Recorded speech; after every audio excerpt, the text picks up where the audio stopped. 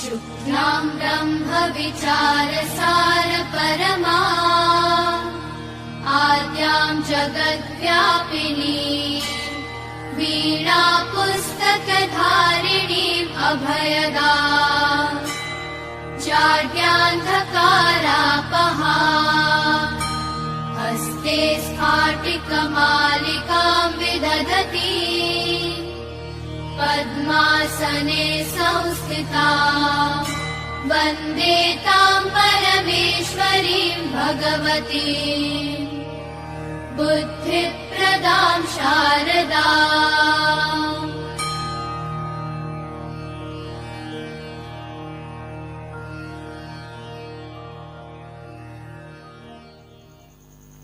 मित्रों, नमः संस्कृताय।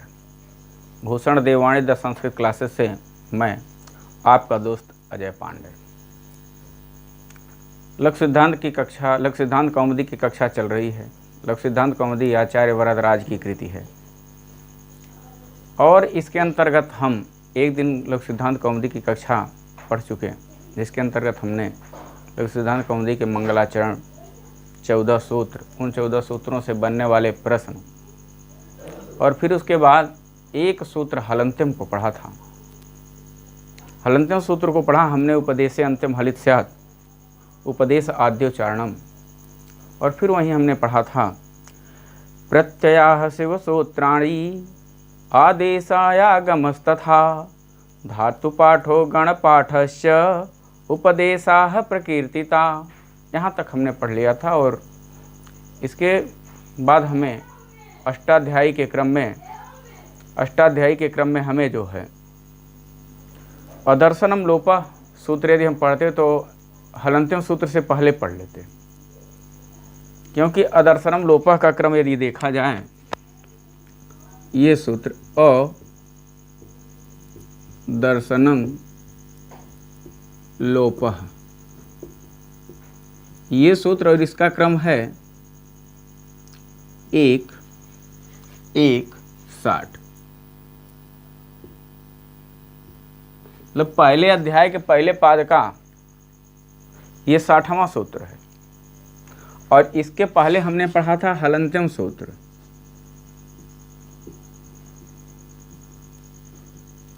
यह इसका क्रम 1:3:3 था, इसका क्रम 1:3:3 था। मतलब ये पहले अध्याय के तीसरे पाद का तीसरा सूत्र था।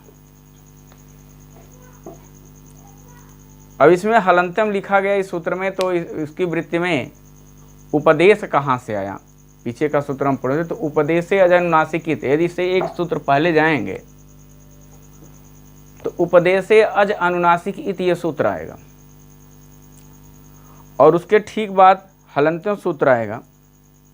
हलंत्यम सूत्र के बाद एक सूत्र आता है न विभक्तौ तुस्माह, अष्टाध्यायी के क्रम की मैं बात कर रहा हूँ, वह 1:3:4 है, न विभक्तौ तुस्माह। जब हम वहाँ पर पहुँचेंगे तो इस सूत्र की चर्चा करेंगे, इस सूत्र के विषय में हम बात कर लेंगे। तो यह जो है यह न माने नहीं, विभक्तौ माने विभक्तियों में, कहें कि विभक्ति में विद्यमान तु त वर्ग स आधा श सकार स सरवता वाला स सीटी वाला स, अगर इतना नहीं समझ में आता तो ससुराल और साली वाला स समझ लीजिए, वही स। और फिर माँ और माँ कौन? मछली वाला माँ, मामा वाला माँ, मम्मी वाला माँ, ये वाले माँ। कहें कि यदि ये विभक्ति के अंत में आएंगे तो इनकी तो संज्ञा नहीं होगी और इनका लोप नहीं होगा। तो कहाँ विभक्ति में? जैसे भ्याम, जब हम रूप सिद्धि पढ़ेंगे या जो लोग ग्रेजुएशन कर चुके हैं वो राम की रूप सिद्धि पढ़े हों, हर की पढ़े हों, तो सब में देखिए भ्याम भ्याम भ्याम 3 जगह भ्याम आपको मिलता है।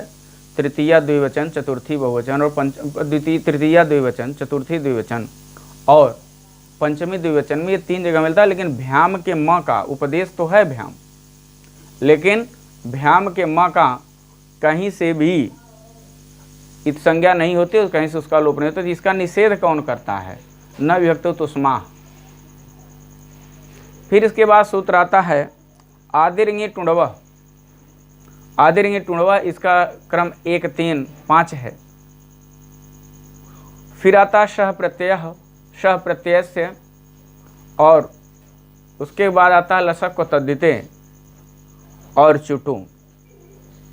तो ये 1 2 1 3 2 से शुरू होकर के 1 3 8 तक, तो 2 3 4 5 6 7 8, ये 7 सूत्र हुए।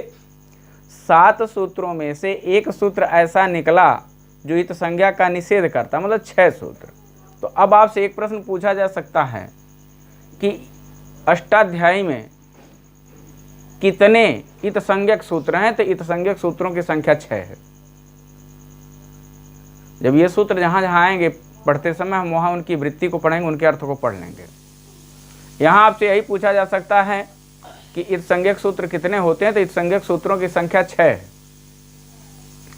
अब आज का जो सूत्र है वह पहले अध्याय के पहले पाठ का पाद का 60वां सूत्र है, और उस सूत्र को हम पढ़ेंगे अदर्शनम लोप, अदर्शनम लोप। तो अदर्शनम मतलब न दर्शनम लोप, न दर्शनम लोप मतलब जिसको हम न देख रहे हो, जिसको हम न देख रहे हो, जिसको हम जो हमको न दिखाई दे रहा हो, उसको अदर्शन कहते हैं। तो ये अदर्शन व्याकरण शास्त्र का अदर्शन क्या है? व्याकरण शास्त्र का अदर्शन यह है कि वर्णमाला में या किसी शब्द समूह में जो वर्ण हो लेकिन किसी कारणवश वह न दिखाई दे, उसकी इत संज्ञा हो जाए। तो यदि उसकी इत संज्ञा होगी तो उसका लोप हो जाएगा, उसका अदर्शन हो जाएगा। तो एक तरह से हम ये जान लें कि यस्य इतः तस्य अदर्शनः और यस्य अदर्शनः तस्य लोपः।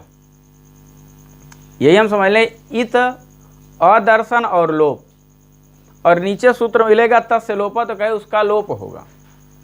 तो तस्य माने उसका और लोप होगा, कहे उसका किसका लोप होगा? जो अदर्शन हो गया, मतलब जो अदृश्य है उसका लोप हुआ है। और हम प्रकृति रूप में जब आएंगे तो फिर हम उसी रूप में पा जाएंगे। हम यहाँ के बाद थोड़ा सा हम प्रत्येक एकाध दो उदाहरण से इसकी पुष्टि करते हैं। जैसे जब अदर्शनम लोपा की पुष्टि हम वहाँ से करेंगे, फिर हम यहाँ अपने पाठ्य वस्तु पर आ जाएंगे। जैसे हम लिखते हैं गम धन क्त, यहाँ से गम के माँ की हलंत्यम से संज्ञा और का की लशक को तद्धिते से संज्ञा। सूत्र का नाम अभी हमने लिया था। तो ये बना गत, गत बना, सु लगा तो ये गतः बन गया। अब गतः में, जब गतः में दो चीज पूछी जाएगी, एक पूछी जाएगी धातु और एक पूछी जाएगी प्रत्यय। तो जब धातु और प्रत्यय पूछी जाएगी तो ये अपने मूल रूप में आएंगे।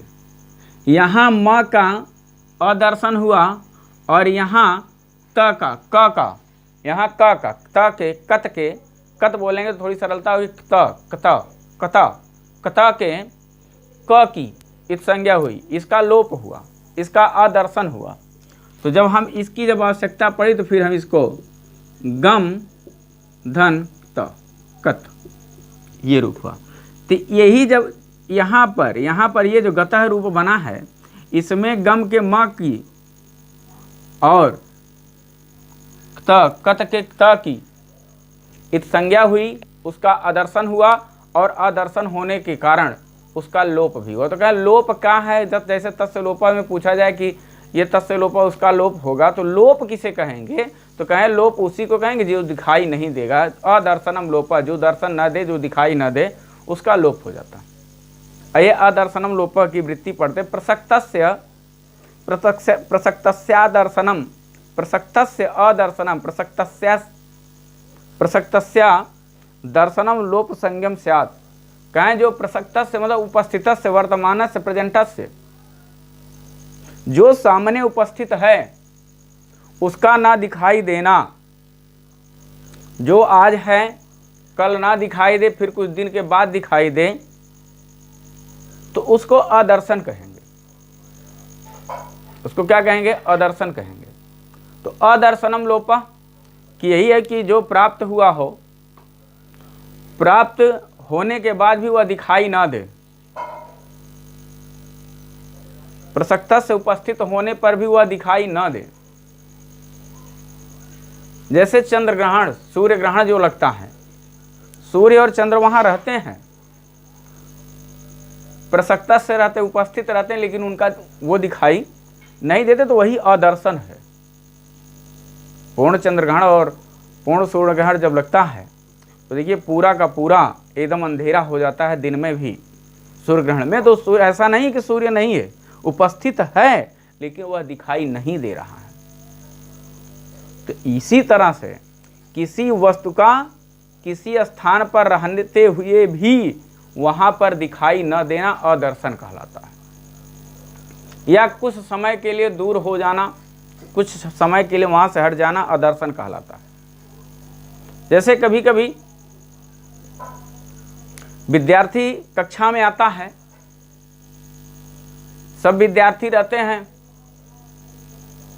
बेंच है, मान लीजिए 4 लोगों में 5 लोग बैठते हैं, 3 लोग हैं तो 4 लोग बैठ जाते हैं स्कूल में। तो बैग इतना सटा सटा रहता है, अगर एक आध विद्यार्थी किसी कारणवश उसमें ना बैठे हों तो गुरुजी पूछते हैं वो कहाँ है, नहीं दिखाई दे रहा है, नहीं दिखाई दे रहा, न दर्शन, उसका दर्शन नहीं हो रहा है। तो विद्यार्थी बताता है गुरुजी वो आया है, ये उसका बैग है, लेकिन बैग तो है, लेकिन विद्यार्थी का अदर्शन हुआ। या इंटरवल होता है, इंटरवल होने के बाद जब पहली पीरियड 5वीं या कहीं कहीं 6वीं पीरियड इंटरवल के बाद लगती है, तो उस पीरियड में जो 5वीं घंटी का या 6वीं घंटी का जो अध्यापक होता है, या किसी कारणवश स्कूल के चपरासी को, पियून को कक्षाओं में भेजा जाता, तो जा करके कहता है कि कोई दिखाई नहीं दे रहा है क्लास में। मतलब सबका अदर्शन हो गया। अब 5 मिनट के बाद फिर सबका दर्शन हो जाता है।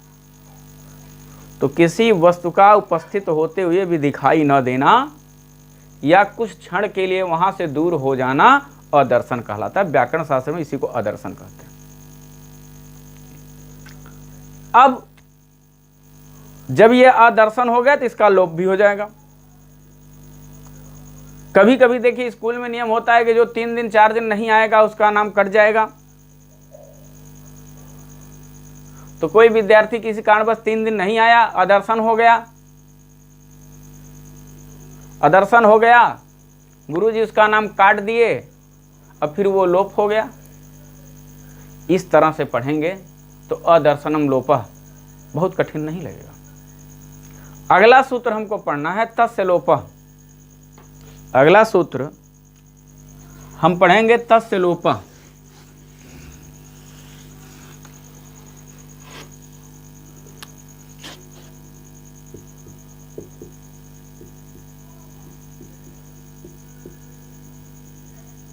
तस्य लोपः। और अभी हम 1, 3, 8 तक के सूत्रों का वर्णन लिए थे, 1, 3, 2 से लेकर के।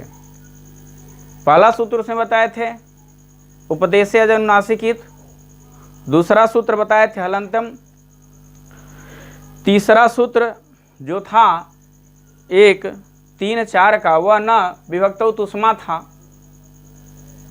फिर जो सूत्र था वह आदिर्य टुंडवा था। फिर जो सूत्र था वह स प्रत्यय था। उसके बाद क्रम संख्या में 1, 3, 7 का चुटू सूत्र था और 1, 3, 8 इस क्रम का सूत्र लसक को तद्धिते था। और 1, 3, 8 तक तो हम पढ़े थे। ये सूत्र तस्य लोपः जो 1, 3, 9 है, मतलब ये उन इतसंज्ञक सूत्रों के तुरंत बाद का है, उन इतसंज्ञक सूत्रों के तुरंत के बाद का है। तो कहे तस्य लोपः, उसका लोप हो जाएगा। तो कहे किसका लोप होगा, कहे किसका लोप होगा, तो इसकी वृत्त में लिखा गया तस्य ही, तो उसकी पहले इत संज्ञा हो जाएगी अब फिर उसका लोप हो जाएगा। तो कहे कि तस्य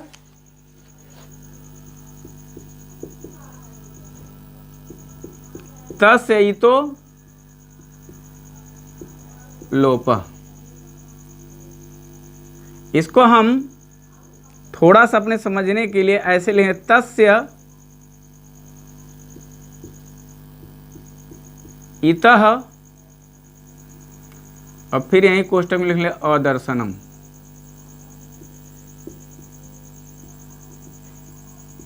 यहां लिख लें लोप। अब कुछ शर्त कहें, तस्य अदर्शनम लोप, उस अदर्शन का, उस इत संज्ञा हुए वर्ण का लोप हो जाएगा। जब इत संज्ञा होगा तो उसका आदर्शन होगा, जब इत आदर्शन होगा तो वह लोप होगा। तस्य से बताए तस्य इतः, और लोपस में आदर्शन को ले आएंगे, और जब आदर्शन की हम अनुवृत्ति करें, तस्य अदर्शनम, तस्य इतो अदर्शनम लोप, उस इत संज्ञक वर्ण का आदर्शन होगा और फिर उसी का लोप हो जाएगा। जैसे आयुण केड़ा, रिलरिक के का, इन सबको हम इनकी इत संज्ञा करेंगे, इनका आदर्शन होगा, इनका लोप हो जाएगा। लेकिन जब फिर यह नहीं है कि एक बार हम लोप कर दिए फिर वो दिखाई नहीं देंगे, एक बार इत संज्ञा कर दिए तो फिर 14 सूत्र जब हम पढ़ेंगे, और नहीं तो ऐसे लिख देते कि उपदेशे अंत्यम इत स्यात्, तब तो एक बार एक की संज्ञा हो जाती तो फिर दूसरी बार कोई पढ़ता फिर दूसरी की संज्ञा कर देता तो पूरे पूरे सूत्र जो है समाप्त हो जाते, पूरी संस्कृत वर्णमाला समाप्त हो जाती। तो यहां यही पढ़ना है, तस्य इतः लोप। जिसकी जिसकी संज्ञा होगी उसका उसका लोप होगा। जिस वर्ण की संज्ञा होती है उसी वर्ण का लोप होता है, बस इतना जानना सीधे सीधे। अब लोप क्या है? लोप वही है अदर्शनम लोप, ऊपर लिखना चाहिए था अदर्शनम लोप। कहे नहीं दिखाई दिया, प्राप्त का दिखाई ना देना लोप है। अब जैसे हम सूत्र ले लें,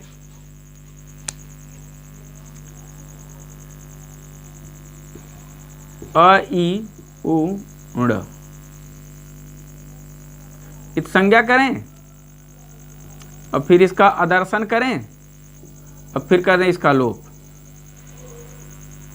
तो ऐसा नहीं कि अ ई उ, जब हम अ ई उ पढ़ रहे हैं तो ये ण नहीं, ये ण है यहां पर। अच्छा हाँ, एक चीज और देख लीजिए, आदर्शन का उदाहरण तो सबसे बढ़िया शॉर्ट फॉर्म है। जैसे मान लीजिए किसी का नाम सत्यनारायण तिवारी, दुबे, यादव जो भी हो, तो यस यन, तो यस में यस का अर्थ सत्य वहां है, लेकिन उसका आदर्शन हुआ।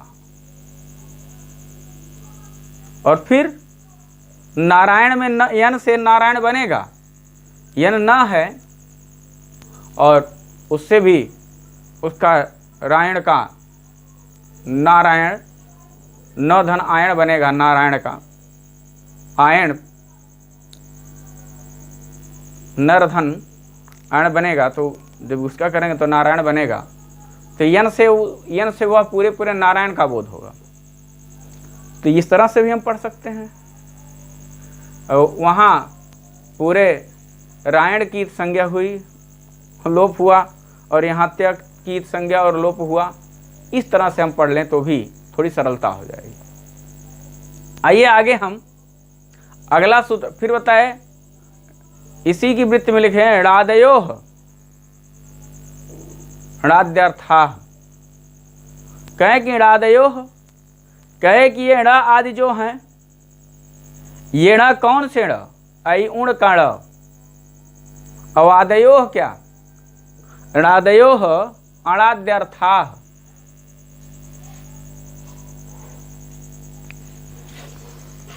इस वृत्ति को लिख करके, इतनी वृत्ति लिख करके पढ़ लें।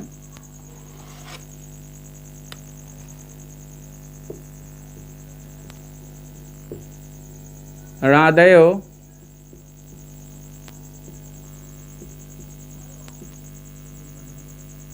णादयो णाद्यर्थाः, यही लिखा हुआ। तुणादयोः, ये ण कहाँ का? अण आदि, यहां अण मिलेगा आपको, ये अण का, अण आदि का। अब ये अण क्या हुआ? अण से तात्पर्य अ, ई, उ, ड़।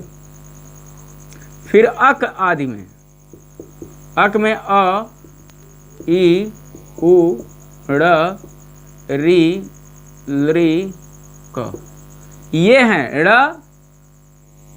और फिर आद्य, ड़ आदि। कहे कि अण आदि में, अण आदि में जो अण आदि जो हैं, अयुण आदि जो सूत्र हैं, उनके जो अंतिम वर्ण हैं, उनकी जब इत संज्ञा हो जाए तो उनका लोप हो जाएगा। यस्य इतः तस्य लोपः। फिर हम अगला सूत्र पढ़ेंगे, आदिरंत्येन सहेता। अगला सूत्र हमें पढ़ना है आदिरंत्येन सहेता।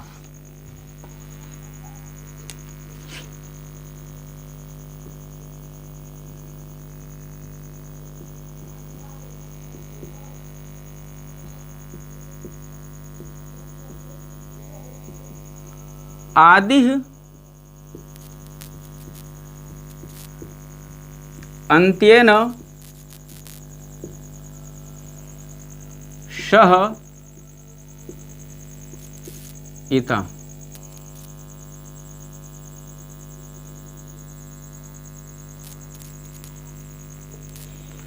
तो एक सूत्र हम पढ़े हैं, या जिनके लिए नया होगा वो फिर हम वहां पढ़ेंगे कारक में, विभक्ति प्रकरण में, कि सहयुक्तया प्रधाने सह साकम समम सार्धम योग्य तृतीया। यहाँ ये नहीं पूछा जाएगा कि अंत्येन में क्यों तृतीया विभक्ति का प्रयोग हुआ, ऐसा नहीं पूछा जाएगा। तो पहले एक चीज जान लीजिए कि यह प्रत्याहार विधायक सूत्र है।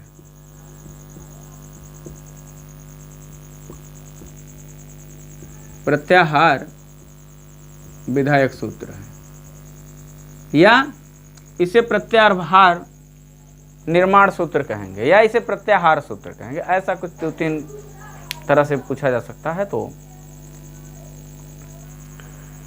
अब इन्होंने लिखा आदि अंत्येन सहिता।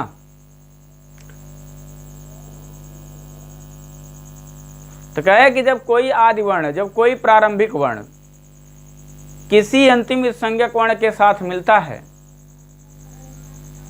तो इससे प्रत्याहार का निर्माण होता है। इससे किसका निर्माण होता है? प्रत्याहार का निर्माण होता है। एक तरह से हम इसको अगर यदि हिंदी में और पूरी परिभाषा लिखना चाहें या जानना चाहें तो ये लिख सकते हैं, जब किसी सूत्र का कोई स्वर अथवा स्वरयुक्त व्यंजन, जैसे हमने पढ़ा था हकार आदि सु अकारा उच्चारणार्था। हकार आदि में अकार जो केवल उच्चारण के लिए, इसीलिए हम कहे कि हा में आ है तो स्वरयुक्त व्यंजन। जब किसी सूत्र का कोई स्वर अथवा स्वरयुक्त व्यंजन अपने अथवा किसी अन्य सूत्र के इत संज्ञक वर्ण से मिलकर के एक संक्षिप्त रूप धारण करता है, एक लघु रूप धारण करता है, एक छोटा सा रूप धारण करता है, तो इसे प्रत्याहार कहते हैं। और इस प्रत्याहार में होता क्या है, जो अंतिम वर्ण होता है उसकी संज्ञा हो जाती है, तस्य लोप से उसका लोप हो जाता है। हलंत्य से उसकी संज्ञा और तस्य लोप से उसका लोप हो जाता है। तो अ है, जैसे अक है, अक में क की संज्ञा कर दिए और तस्य लोप से उसका लोप कर दिए, तो फिर हम आकार से क्या जाने। इसीलिए वृत्ति में लिखा गया अंत्येन इता, अंत्यनेता सहित आदिर मध्यगा नाम स्वस्य च संज्ञा स्यात्। अंत्येन इता सहित कहें कि जो अंतिम इत संज्ञक वर्ण है, जब उसका लोप हो जाएगा उसके साथ हो जाने पर, उसके साथ हो जाने पर, पहले इसकी वृत्ति लिख लेते हैं।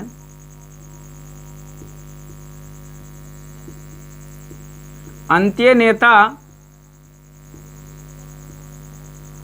सहित आदिर मध्यगा नाम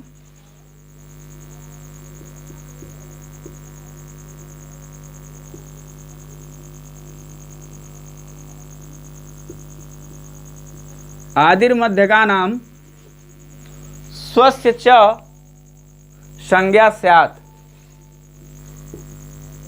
स्वस्य च संज्ञा स्यात्। तब में हलंत होगा संभवतः।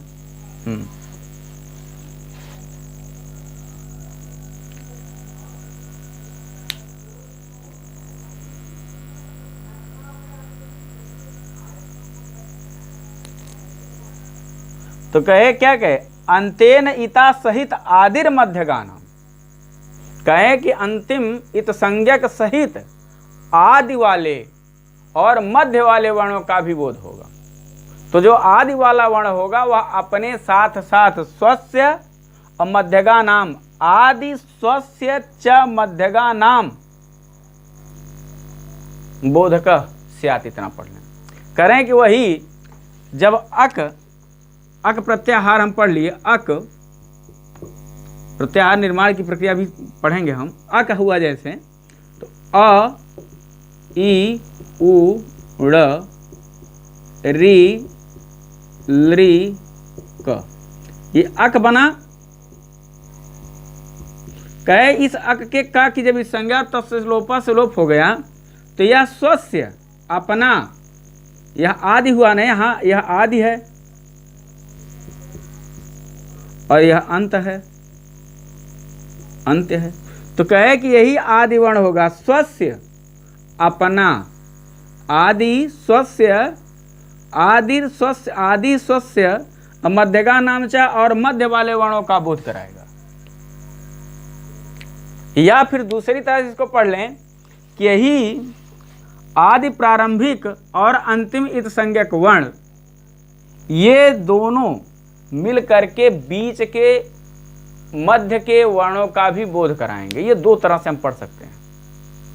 चूंकि इत संज्ञा हो जाती है तो हमारे समझ में आता है कि संज्ञा हो जाने के बाद जो वर्ण बचता है वही अपने साथ साथ मध्य वाले वर्णों का भी बोध कराएगा। जैसे एच प्रत्याहार होगा, एच के च की जब इस संज्ञा हो जाएगी तो ए ओ ऐ औ का बोध होगा, ए ओ ऐ औ का बोध होगा। इक है, इक के का जब इक के का की जब इस संज्ञा हो जाएगी, लोप हो जाएगा तो केवल ई बचेगा, तो वह ई जो होगा ई उ री लृ का बोध कराएगा। इसीलिए हमने आदि स्वस्य आदि मध्यगा नाम की चर्चा किया। चर्चा क्या किया, इसमें वृत्ति में दिया गया है। अब प्रत्याहार बनता कैसे है, तो प्रत्याहार बनाने के लिए हमने बताया कि जब कोई स्वरवर्ण, कैसा स्वर्ण, किसी सूत्र का कोई स्वरवर्ण अथवा स्वरयुक्त व्यंजन वर्ण किसी अथवा अपने अथवा किसी अन्य सूत्र के अंतिम वर्ण से मिलकर के संक्षिप्त रूप धारण करता तो उसे प्रत्याहार कहते हैं। अच्छा, प्रत्याहार का अर्थ क्या होता है, संक्षिप्तीकरण।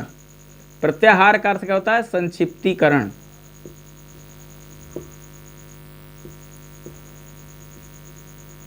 इसी को अंग्रेजी में कहा जाता है शॉर्ट फॉर्म।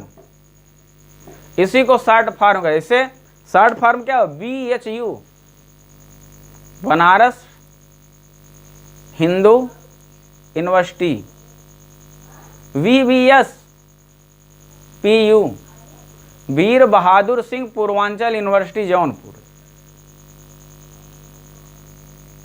इसी तरह से DRRM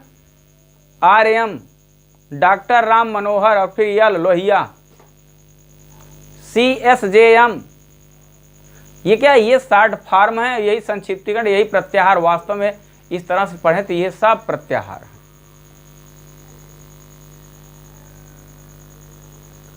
अब अगला सूत्र हम पढ़ेंगे। अच्छा, हम जो है थोड़ा सा एक आध दो प्रत्याहार लिख करके और कुछ सूत्र लिख करके पहले उसके प्रत्याहार बना लें, तब उसकी फिर आगे चर्चा करेंगे।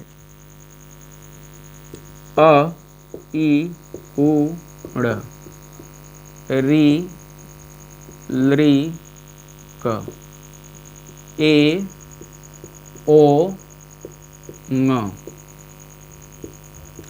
आई औ च ह य व र ट ल ण य म ङ ण न म। इतने सूत्र से हम प्रत्याहार बनाते हैं। जैसे यहां से लिए तो यह प्रत्याहार बनेगा अण। क्या बनेगा? अण। यही आ जब यहां तक पहुंच जाएगा तो प्रत्याहार बनेगा अक। यही आ जब यहां तक पहुंच जाएगा तो प्रत्याहार बनेगा अंग। यही आ जब यहां पहुंच जाएगा तो प्रत्याहार बनेगा अच। प्रत्याहार क्या बनेगा? अच बनेगा। यही आ जब इस म तक पहुंच जाएगा तो यही हो जाएगा अम। फिर अंतिम सूत्र है हल। जब यही पहुंच जाएगा तो हो जाएगा अल। अल। अब अल को हम अंग्रेजी का आल पढ़ लें तो आल जब पढ़ लेंगे तो क्या हो जाएगा? आल पढ़ लेंगे तो आल में क्या आ जाएगा? अंग्रेजी की वर्णमाला से आप किसी से पूछिए कि आपको अंग्रेजी की वर्णमाला कितनी आती है तो कहेगा आल। आल माने कॉन्सोनेंट एंड वावेल। स्वर और व्यंजन, व्यंजन और स्वर दोनों हमको आते हैं।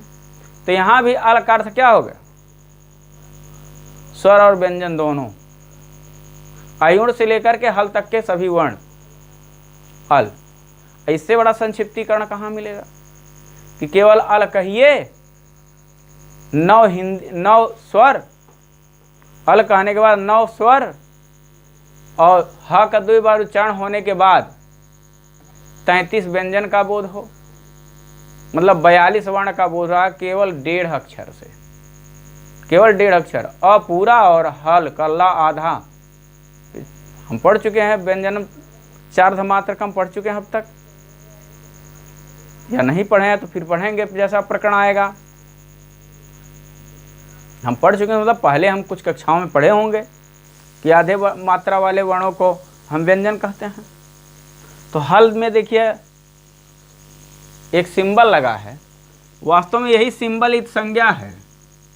अब आपसे इत संज्ञा का सूत्र कौन है?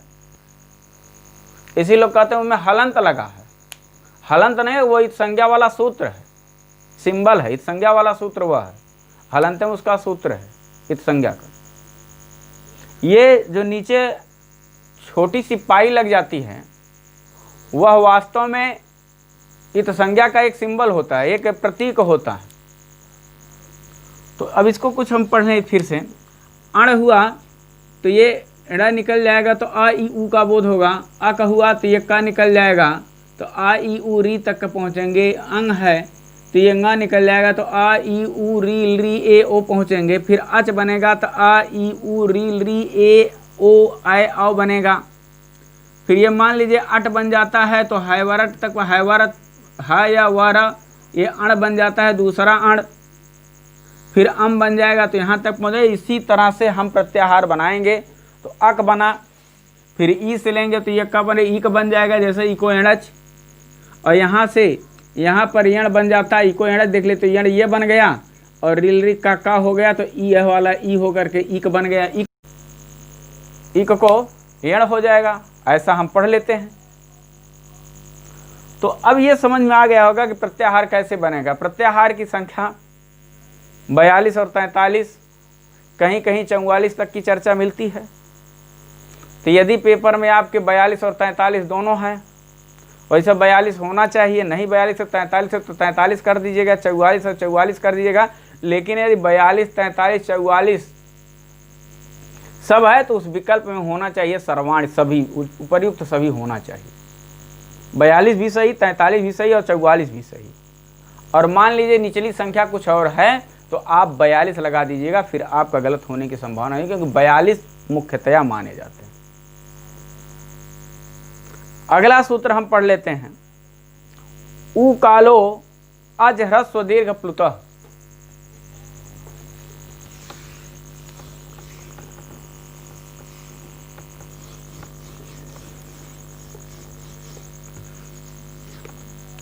उ कालो अज ह्रस्व दीर्घ प्लुत।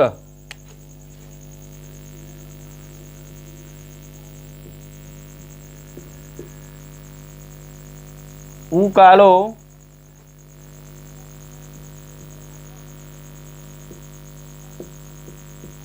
ह्रस्व दीर्घ प्लुत।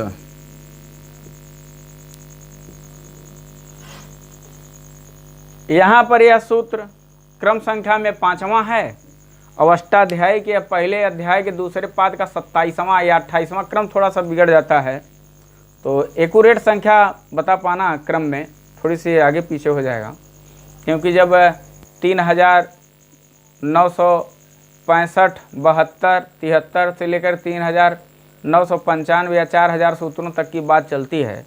एक्यूरेट बता पाना अष्टाध्यायी के सूत्रों का एक्यूरेट एकदम सही क्रम बता पाना, अष्टाध्यायी में ही मूल अष्टाध्यायी मिले तो उसके से जाना जा सकता है। अन्यथा जिस जैसे लोगों ने बढ़ा दिया होगा, घटा दिया होगा, उसी तरह से हम पढ़ पाते हैं, लेकिन एक आध दो का अंतर आता है और बहुत ज़्यादा अंतर नहीं आता है। इसीलिए प्रायः जो पढ़ते पढ़ाते समय सूत्रों की क्रम संख्या नहीं पढ़ाई जाती और न आज तक सूत्रों का क्रम संख्या पूछा गया है।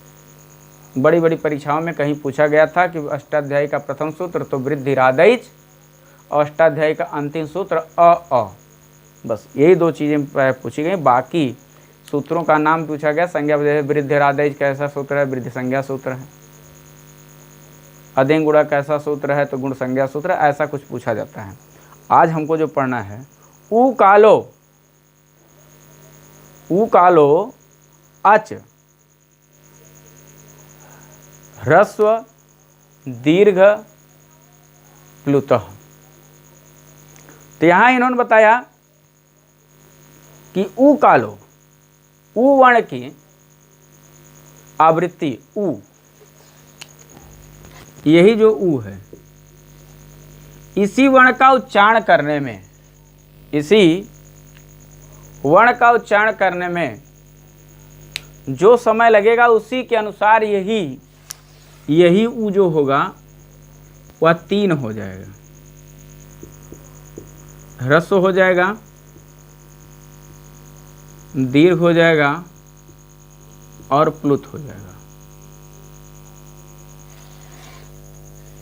तो किसी वर्ण के उच्चारण काल को मात्रा काल कहते हैं। किसी वर्ण को उच्चारण करने में जितना समय लगता है उसी को हम मात्रा काल कहते हैं। और प्रायः एक वर्ण का उच्चारण पलक झपकने भर में हो जाता है। तो मतलब पलक झपकने भर में जिस वर्ण का उच्चारण होगा वो ह्रस्व होगा, एक बार पलक झपकने में। 2 बार पलक झपकने में जिस वर्ण का उच्चारण होगा उसे दीर्घ कहेंगे, और 3 बार पलक झपकने में जिस वर्ण का उच्चारण होगा उसे प्लुत कहेंगे। अब ऐसा नहीं है कि हम ये चर्चा कर लिए, ये हम पढ़ लिए कि पलक झपकाने में, तो अब पलक झपकाते रह जाइए ऐसे कहिए 3 बार हो गया और कोई बोल ही नहीं पावे आ, जैसे अ एक बार, आ और फिर आ, ये तीनों हैं ह्रस्व दीर्घ प्लुत, ह्रस्व दीर्घ प्लुत। इसकी वृत्ति देखेंगे उच्च उच्च उच्च वह,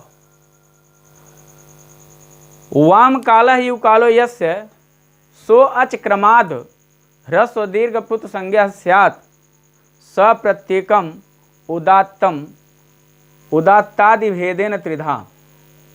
और कहे ये प्रत्येक मतलब ये तीनों कौन, ह्रस्व दीर्घ प्लुत, ये तीनों उदात्त अनुदात्त और स्वरित के भेद से 3 प्रकार के होते हैं।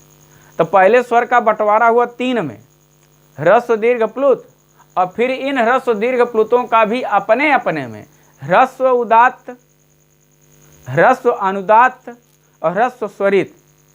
फिर इसी तरह से दीर्घ उदात्त, दीर्घ अनुदात्त और दीर्घ स्वरित, प्लुत उदात्त, प्लुत अनुदात्त और प्लुत स्वरित, ये होगा। इसकी प्रक्रिया जब हम पढ़ेंगे सूत्र को उदात्त अनुदात्त स्वरित पढ़ेंगे तो उसको हम पढ़ेंगे, लेकिन पहले ये जान लें कि वह शब्द का प्रयोग उच्च ऊष्य ऊष्य वह कहाँ का, कैसे, वह क्या है, तो वह ऊ का, ऊ के ऊ और ये ऊ ना हो करके वह हो जाएगा। यह प्रथमा विभक्ति बहुवचन का रूप है। कैसे, जैसे एक शब्द हम पढ़े हैं भानु और गुरु या रिपु, जितने भी उकारांत हैं, तो भानु होता कि नहीं यहाँ, तो यह यही ऊ है ना, यही ऊ, यहाँ ऊ रह गया, फिर भानु, देखिए, अब फिर भानवः, तो ये बहुवचन का है, तो ये वह किसका, इस ऊ का भी बोध कराएगा और इस ऊ का भी बोध कराएगा। वह का अर्थ ऊ और ऊ, ह्रस्व दीर्घ प्लुत तीनों का बोध कराया वह। अब इसको उष्य उष्य उष्य लिख लें और उसके बाद एक गणित के फार्मूले से पढ़ लें तो भी आप देखिए वह 3 हो जाएगा। पहला है उष्य, दूसरा है उष्य और तीसरा है उष्य। अब मैथ में, गणित में एक सिस्टम आता है, इन्हीं को क्रम से बताया कि ह्रस्व दीर्घ प्लुत होगा, तो देख लीजिए ह्रस्व दीर्घ प्लुत अपने आप हो रहा है। ऐसा यहाँ है, इसी तरह से यहाँ भी है और इसी तरह से यहाँ भी है। तो गणित में एक फार्मूला है कि जब समान पद होते हैं, प्लस माइनस का कैसे करके देखिए वो सबको कट कर देते हैं, कट कट कट। जब कट कट कट हो गया तो ऊ और ऊ ये हो गया, ये ऊ ह्रस्व हुआ, ये दीर्घ हुआ और ये प्लुत हुआ। वाम कालः इव कालो यस्य। अब यहाँ एक वाम है, वाम जो है यह षष्ठी भक्ति बहुवचन का रूप है, षष्ठी भक्ति बहुवचन का रूप है, और इस वाम का अर्थ होगा उन तीनों के, काकी के, उन तीनों के किसके, ऊ और ऊ, इन तीनों के, इन तीनों स्वर वर्णों के उच्चारण में कालो यस्य, कहें इनके उच्चारण में जो समय लगेगा, इनके उच्चारण में जितना समय लगता है उतना ही समय यदि किसी स्वर के उच्चारण करने में लगता है तो सो यस्य, तो वाम कालः इव कालो यस्य अच, कह रहे हैं कि सो अच का अच पहले कर लिए, सो बाद में पढ़ेंगे हम। कहे कि इन ऊ के उच्चारण में ऊ और ऊ का उच्चारण करने में जितना समय लग रहा है, यदि किसी अन्य स्वर में भी इतना समय लगता है, तो यदि इस ऊ कितना समय किसी में लगता है तो वह ह्रस्व होगा, यदि इस ऊ जितना समय लगता है तो वह दीर्घ होगा, यदि ऊ जितना समय लगता है तो वह प्लुत होगा। तो ह्रस्व दीर्घ की पहचान तो हम लोग कर ले जाते हैं, लेकिन प्लुत की पहचान, और प्लुत जो है यह वैदिक स्वर है, इसका वर्णन वेद में प्रायः पाया जाता है। तो अब हम इसको क्या पढ़ लें, जैसे ह्रस्व अ आ और फिर आ, ये प्लुत हो गया, ई और फिर ई, ये हो गया प्लुत। इसी तरह से सभी स्वरों के प्लुत बनेंगे। और फिर बताया स प्रत्येकम उदात्तम उदात्तादि भेदेन त्रिधा, और ये सभी प्रत्येक जो है एक एक जो है उदात्त आदि के भेद से ये 3 प्रकार के होते हैं, उदात्त आदि के भेद से ये 3 प्रकार के होते हैं। तो उदात्त आदि क्या होगा, उदात्त का अर्थ तो उदात्त हुआ, आदि में 2 छिपे हुए हैं, अनुदात्त और स्वरित।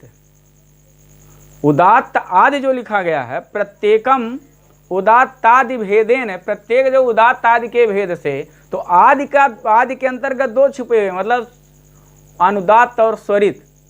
कहें कि यही स्वर जो ह्रस्व दीर्घ प्लुत आप पढ़े हो, यही ह्रस्व दीर्घ प्लुत जो होंगे वह 3 प्रकार के होंगे। तो कहें कौन 3 प्रकार फिर होगा? तो कहें ह्रस्व उदात्त होगा, ह्रस्व अनुदात्त होगा, ह्रस्व स्वरित होगा। ह्रस्व के बाद दीर्घ उदात्त होगा, दीर्घ अनुदात्त होगा और दीर्घ स्वरित होगा। फिर प्लुत उदात्त होगा, प्लुत अनुदात्त होगा, प्लुत स्वरित होगा। आज हम यहीं तक पढ़ेंगे। अगले वीडियो में उदात्त अनुदात्त स्वरित पढ़ते हुए यह प्रयास करेंगे कि उदात्त अनुदात्त स्वरित और अनुनासिक अननुनासिक तक पहुंचा जाए, जिससे कि अ के 18 भेद क्यों होते हैं और री का 12 भेद क्यों होता है, ए का 12 भेद क्यों होता है, री और ली इन दोनों का भेद मिलाकर के 30 क्यों होता है। इन सब की चर्चा हम अगले वीडियो में आपसे करेंगे।